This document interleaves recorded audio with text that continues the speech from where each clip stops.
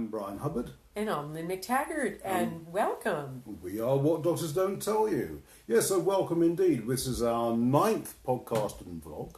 And also for the first time, it's our first Facebook Live presentation. So all you Facebook people out there, hello. If you are on Facebook and it is live, please do click like and share to spread the word. And those who don't really know much about us, What Doctors Don't Tell You is a magazine. It's an award-winning website, and we've been published since 1989, a long time when we were children. And so we have plenty to say about health and medicine. And so without further ado, let's begin with our first item, which is an incredible story about baking soda, which in the UK is called bicarbonate of soda. And researchers have discovered it does the most remarkable things. Doctors have known for a while now that it actually helps with kidney disease, and it is regularly prescribed for that purpose. But researchers wondered why it was helping with the disease, and so explored further. And what they've found is it's got even more qualities to it, and specifically it helps reverse autoimmune diseases and the inflammatory responses of diseases like rheumatoid arthritis. And in fact, they've tested the theory. And they found that people who have the disease were finding their symptoms were improving quite dramatically within 2 weeks of sipping some bicarb of soda every day. And they feel it could even have benefits even beyond rheumatoid arthritis, certainly with other autoimmune diseases. And what it seems to do is it seems to communicate with the spleen, which is, of course, part of the immune system, and the spleen controls the inflammatory response, and it seems to send out a message, essentially saying, calm down, you're not under attack, and it does seem to genuinely work. So it's quite a remarkable breakthrough discovery, and it's a perfectly safe thing to take in moderation. We'll talk about how you should take it a bit later, Lynne. Well, that's it. I mean, when we see some things from conventional medicine about baking soda, they warn about how it causes stomach upset and all sorts of things, but that's oftentimes when large doses are taken. One of the most remarkable things about this research is that it has to do with tiny dosages, like a half a teaspoon a day in just some water. And of course, what's really interesting is the incredible healing effects of just slightly shifting the acid-alkaline balance in the body, because that's really what baking soda is doing. It's alkaline.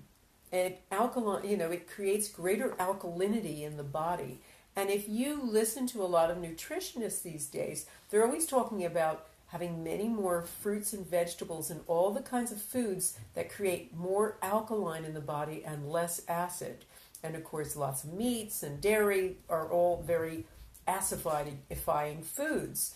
So really what we don't understand, and we're just starting to get, is how powerful it is to slightly shift nutrition and what that does to the body, giving the body that big opportunity to heal itself, even of huge diseases like kidney disease or rheumatoid arthritis. Yeah, I mean, because it reduces the acidity in the blood, they certainly do think it could help with osteoporosis, and it also helps with heart disease.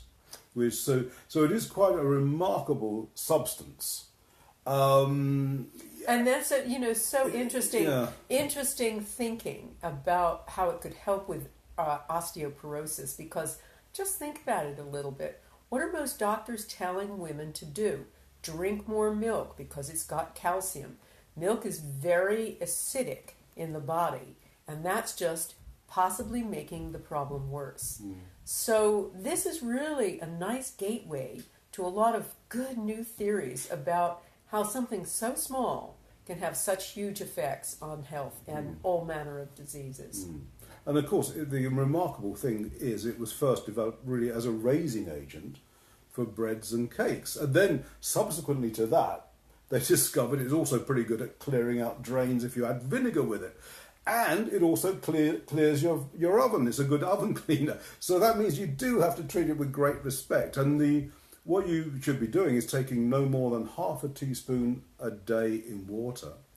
And the maximum amount is 1.5 teaspoons. But if you are over the age of 60, it's definitely 1 teaspoon only. So you let it sort of settle in the water before you sip it slowly.